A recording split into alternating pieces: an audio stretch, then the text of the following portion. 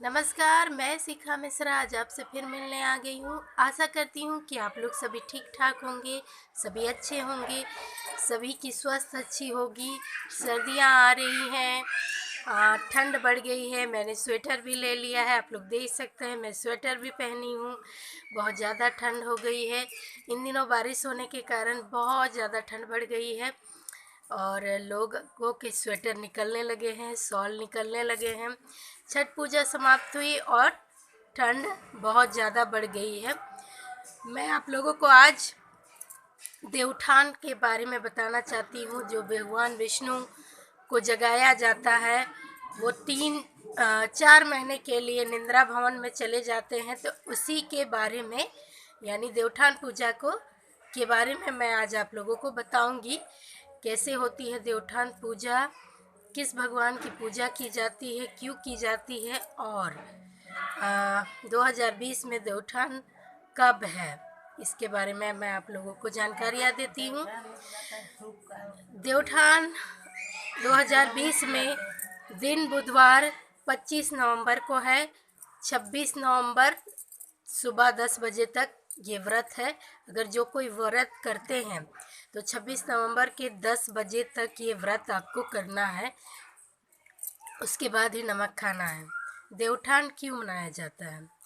जब भगवान विष्णु ने 3 महीने तक शाखासुर के साथ वध किया था, यानी कि आषाढ़ पे, तो वो इतनी ज़्यादा थक गए थे कि उन्होंने क्षीर सागर पर जाकर वो इतने ज़्यादा सो गए थे, इतने ज़्यादा निंद्रा में लीन हो गए थे कि उन्हें उठाने के लिए कार्तिक शुक्ल पक्ष के एकादशी को भगवान विष्णु की पूरे विधि विधान से पूजा की गई थी और उन्हें जगाने के लिए तरह तरह की पूजा की गई थी, तरह तरह के व्यंजन बनाए गए थे। सारे विधि विधान से उनकी सारी देवताओं ने, सारे धरतीवासियों ने, सभी ने पूजा की थी, तब जाके भगवान विष्णु उस निंद्रा से उठे थे। इसलिए इसे देवउठान कहते हैं। इस दिन भगवान विष्णु को जगाया जाता है क्योंकि उसके बाद ही सारे मांगलिक कार्य होते हैं, विवाह के कार्य होते हैं, जो भी मतलब जितने भी मांगलिक कार्य होते हैं इसके बाद आपका होने लगता है। और जैसे विवाह संबंधित कार्य है, विवाह होने लगते हैं, विवाह की बातें होने लगती है और लोग इसके बाद ही अपना शुभ कार्य शुरू करने लगते हैं। तो इसलिए इस दिन पूजा जाता है भगवान विष्णु को।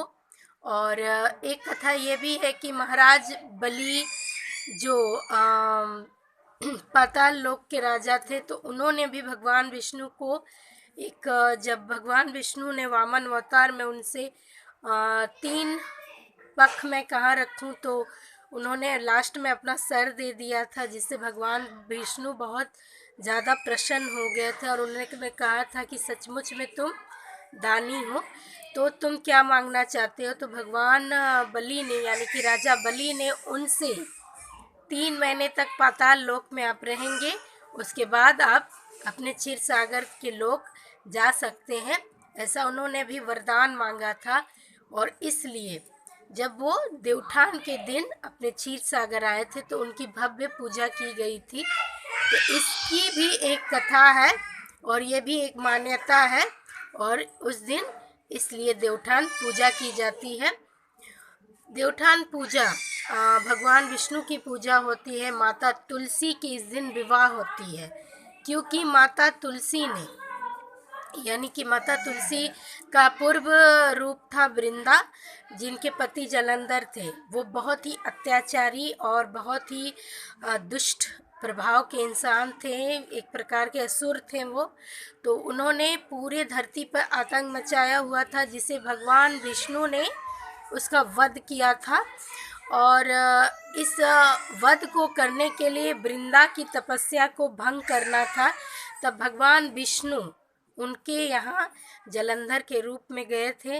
तो माता रानी ने सोचा कि वो उनके पति आए हैं, तो जब उन्होंने उन्हें स्पर्श किया तो उन्हें पता चल गया कि ये मेरे स्वामी यानी ये मेरे पति नहीं है। पहले के युग में स्वामी ही बोला जाता था, तो ये मेरे पति नहीं है।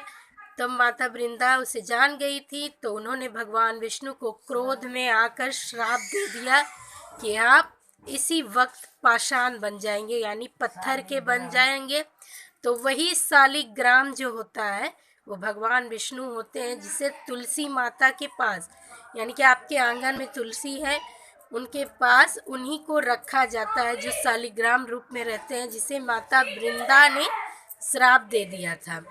तो तब भगवान विष्णु ने कहा था कि आप भी तुलसी रूप में पैदा होंगी और आपसे मेरा विवाह होगा। तो माता रानी यानी कि वृंदा माता का तुलसी रूप में वो पैदा हुई, और सब जाकर देवउठान के दिन माता तुलसी और शालिग्राम का विवाह होता है।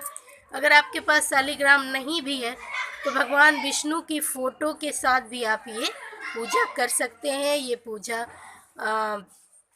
ऐसे ही की जाती है। तो ये मैंने आपको बता दिया। इस दिन तुलसी विवाह होता है, और तुलसी विवाह कराने में पति पत्नी को एक साथ बैठना चाहिए और एक साथ व्रत किया जाता है। इसे अकेले पूजा नहीं जाता है। जिनकी बेटियां नहीं होती हैं वो तुलसी विवाह करके ये कन्यादान का पुण्य प्राप्त कर सकते हैं। तो आप लोग के घर में अगर बेटी ना हो तो आप लोग तुलसी माता का विवाह करा के कन्यादान करके ये पुण्य प्राप्त कर सकते हैं। इस दिन तुलसी विवाह होता है।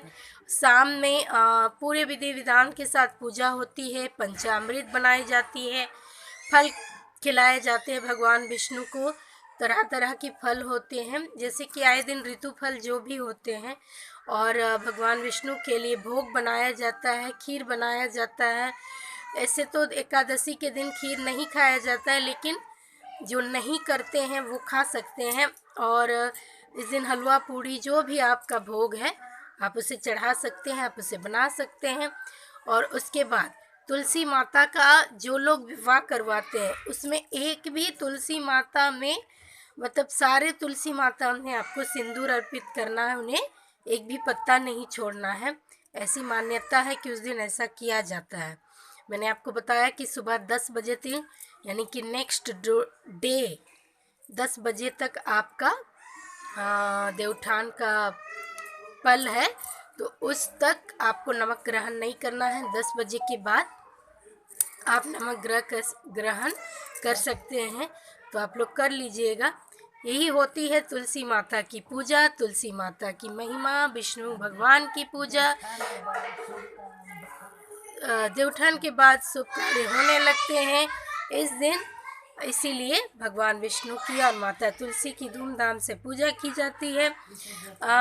देवउठान कहते हैं इसे इसलिए, और मैंने आपको बताया कि इस दिन तरह तरह के भोजन भी बनाए जाते हैं, तरह तरह के भगवान विष्णु को भोग लगाया जाता है।